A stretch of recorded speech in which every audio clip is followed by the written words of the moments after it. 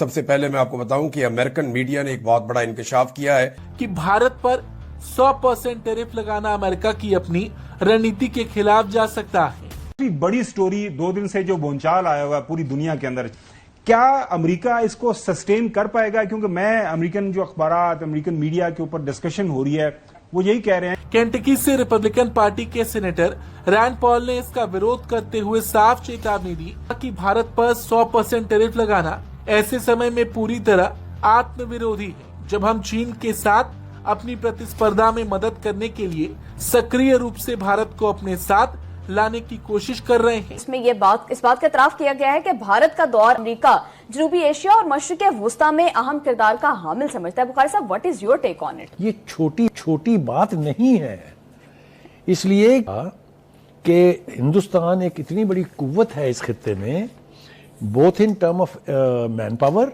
I mean human resource, and it's economy.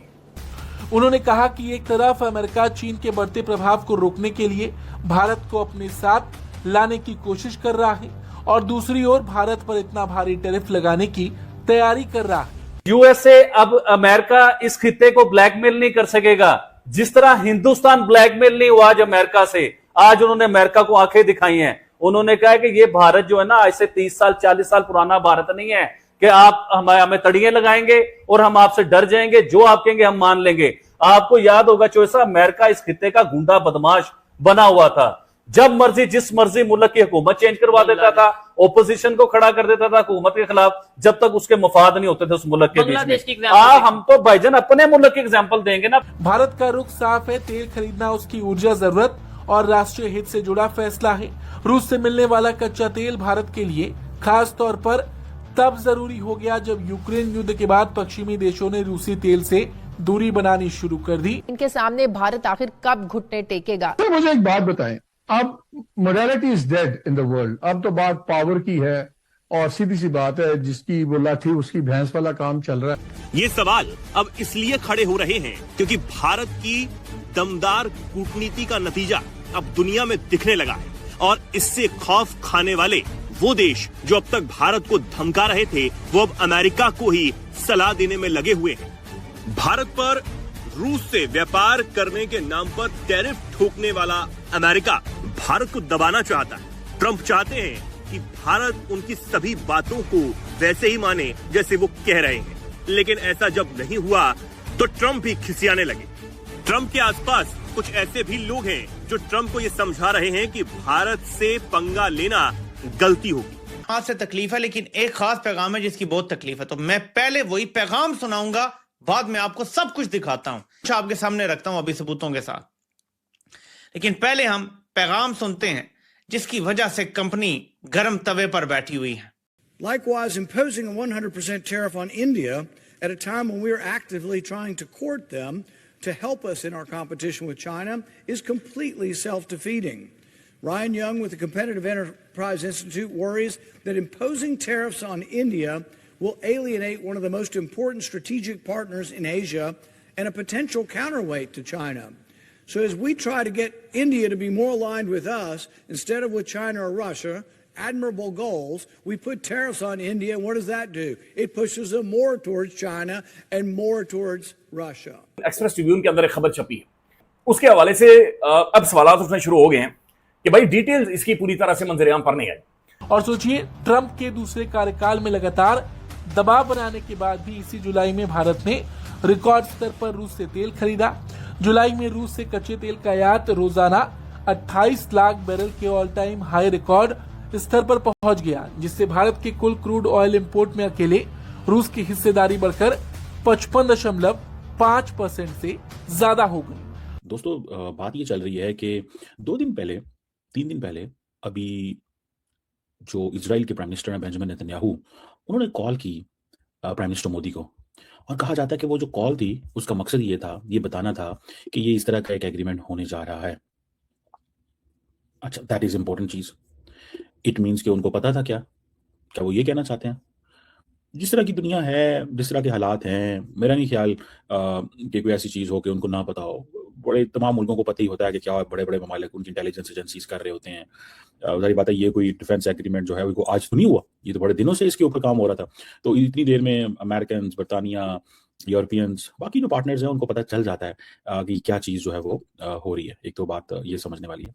दूसरी इसमें important चीज़ ये है कि क्या इंडिया और इजराइल भी कोई दफाई एग्रीमेंट करने जा रहे हैं, ये है सवाल। और क्या इंडिया इजराइल के साथ मिलेगा, या कि इंडिया ये समझता है कि नहीं मुझे कुछ करने की ज़रूरत नहीं है, मुझे कुछ करने की ज़रूरत नहीं है। क्योंकि देखिए इंडिया इजराइल जो है उनकी आपस में एक डिफेंस पार्टनरशिप जैसे वो कहते हैं ना, वो तो मौजूद है और आज की नहीं है, पुरानी मौजूद है और बड़े पैमाने पे हैं। अभी भी जो रिपोर्ट्स आ रही हैं 1971 से लेके, ठीक है, इजराइल ने क्रूशल जो आर्टिलरी एंड म्यूनिशंस है इंडिया को 1965 और 1971 में भी दिया था। कारगिल वॉर के अंदर भी एक कहा जाता है कि अनकंस्ट्रेन्ड इजराइल की तरफ से supply I, laser guided systems आए, एम्यूनिशन आया पाकिस्तान के साथ। तो पाकिस्तान जो है वो सारी बात है सिर्फ इंडिया से नहीं लड़ रहा होता, ये भी बहुत सारे दोस्तों को समझ होनी चाहिए। जिस तरह इंडिया में ये तासुर जाता है, इसी तरह पाकिस्तान में भी ये है कि पाकिस्तान सिर्फ इंडिया से नहीं लड़ रहा होता, पाकिस्तान उस हर मिलिट्री हार्डवेयर से लड़ रहा होता है जो उसको दुनिया में मिलता है, इंडिया को मिलता है। समझ रहे हैं आप? ये एक इंपॉर्टेंट पॉइंट है।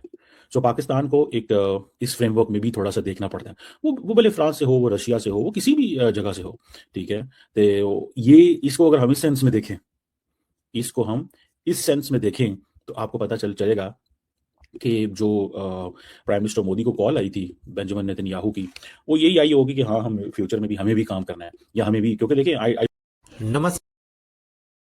नमस्कार दोस्तों। तो दोस्तों अमेरिका में भारत पर 100% टैरिफ लगाने वाला बिल पास हो गया है। यानी कि 5 देश जो रूस से सामान खरीदते हैं, तेल लेते हैं, उन सब देशों के लिए बिल पास किया गया है। और इस बिल के तहत डोनाल्ड ट्रंप को ये अधिकार मिल गया है कि ऐसे देशों पर 100% टैरिफ लगा सकते हैं, क्योंकि ये बिल दोस्तों उनके संसद में पास हो चुका है। लेकिन अब अमेरिका में इसकी बगावत हो रही है। अमेरिकी सांसद का कहना है कि अगर हम भारत पर टैरिफ लगाते हैं तो ये हमारे लिए ही घाटे का सौदा है। हम भारत को खुद से दूर कर रहे हैं, क्योंकि भारत वो ही देश है जो चाइना के या किसी भी देश के मुकाबले खड़ा हो सकता है, हमारे लिए हित में है। लेकिन हम अपनी गलतियों से ही भारत को पीछे छोड़ रहे हैं, भारत के साथ अपने रिश्ते खराब कर रहे हैं। ये हमारा दुर्भाग्यपूर्ण बात है। हमें इन सब कदमों को पीछे लेना चाहिए। ये दोस्तों अमेरिका में मांग उठ रही है। आपको क्या लगता है, आप कमेंट कर बताएं। वीडियो अच्छी लगे तो वीडियो को लाइक कीजिए, शेयर कीजिए, चैनल को आप लोग प्लीज सब्सक्राइब कीजिए। I do foresee one thing that there is a possibility कि इंडिया और इजराइल जो है वो भी दिफाई एग्रीमेंट कर लें। कोई इसमें अच्छा आपको पता है कि जब ये जो क्या नाम है इनका, इंडिया के नेशनल सिक्योरिटी एडवाइजर, ये बहुत ज्यादा सऊदी अरब जाते थे। क्यों जाते हैं बहुत ज्यादा सऊदी अरब? एक सवाल है मेरे पास, क्यों जाते हैं बहुत ज्यादा सऊदी अरब?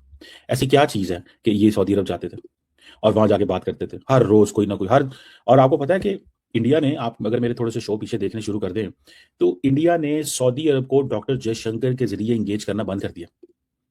उसकी मैं मिसाल ये देता हूँ कि जब अभी प्राइम मिनिस्टर मोदी गए हुए थे इंडोनेशिया, ऑस्ट्रेलिया, न्यूजीलैंड, भाई 3 इंपॉर्टेंट मुल्क हैं, लेकिन फॉरेन मिनिस्टर साथ नहीं है, नेशनल सिक्योरिटी एडवाइजर साथ था। तो फॉरेन मिनिस्टर क्या कह रहा था? फॉरेन मिनिस्टर यूएई गया हुआ था, फॉरेन मिनिस्टर बहरीन गया हुआ था, वो कुवैत गया हुआ था, वो पता नहीं शायद ओमान भी गए हुए थे, वो तो अपना वो, लेकिन सऊदी अरब नहीं गए। सऊदी अरब वो जाते हैं डोवल साहब। तो दैट मेक्स द सेंस कि सऊदी अरब को डोवल साहब इंगेज कर रहे हैं।